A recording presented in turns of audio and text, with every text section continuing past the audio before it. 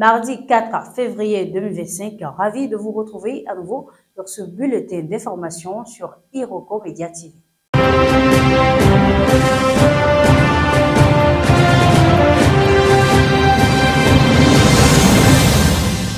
Dans l'actualité politique, le cadre de concertation de l'opposition dans une assemblée générale tenue hier lundi 3 février 2025 s'est prononcé sur la possibilité d'un troisième mandat de Patrice Talon. Pour eux, il n'en est pas question, le débat est clos. Le peuple veut être manipulé.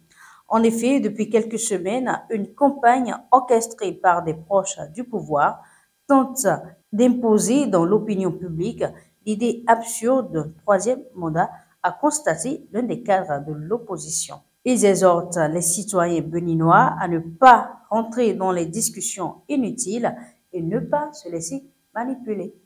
Et on apprend que désormais, les véhicules immatriculés en République du Bénin, qu'ils soient destinés au transport public ou privé, seront soumis à des taxes annuelles qui dépendent de la valeur du véhicule et de son usage.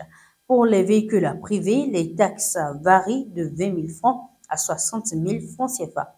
La taxe des véhicules servant au transport des personnes ou marchandises sont de 38 000 francs CFA à 86 000 francs CFA. Et pour les camions avec une capacité de 2,5 tonnes, la taxe est de 49 500 et 136 400 francs CFA pour ceux ayant une capacité de plus de 10 tonnes. Cependant, les véhicules du corps diplomatique, des organisations internationales ou des ONG ayant signé un accord de siège avec la République du Bénin connaissent une exception. Les dispositions prises conformément à l'article 169, la taxe doit être réglée avant le 30 avril de chaque année par le propriétaire inscrit sur la carte grise.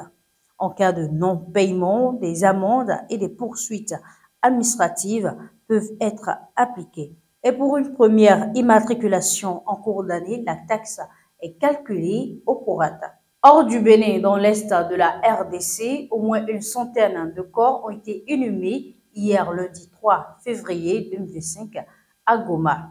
Des personnes tuées dans des affrontements de la semaine dernière entre l'armée congolaise, appuyée par ses alliés, et le groupe armé du MV3, soutenu par le Rwanda. Les volontaires de la Croix-Rouge et de la protection civile ont inhumé les dépouilles, ceci craignant une épidémie issue des cadavres.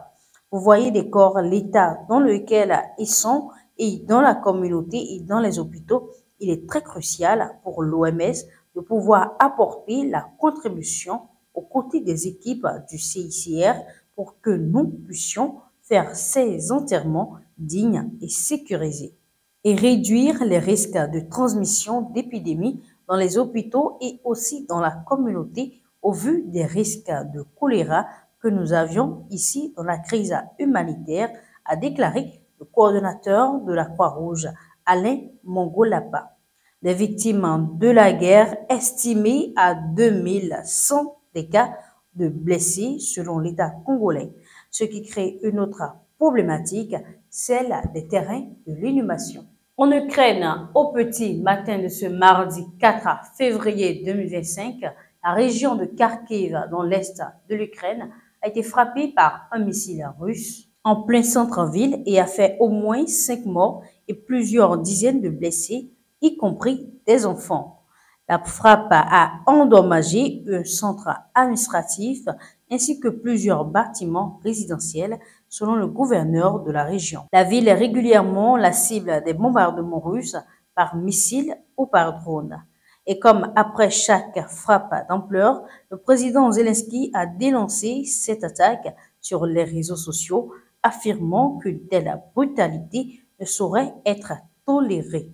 Il a appelé les alliés de l'Ukraine à exercer une pression maximale sur la Russie par des voies militaires, diplomatiques et des sanctions afin que ces bombardements cessent. Et c'est tout pour ce bulletin d'information. Merci de nous avoir suivis. Portez-vous bien.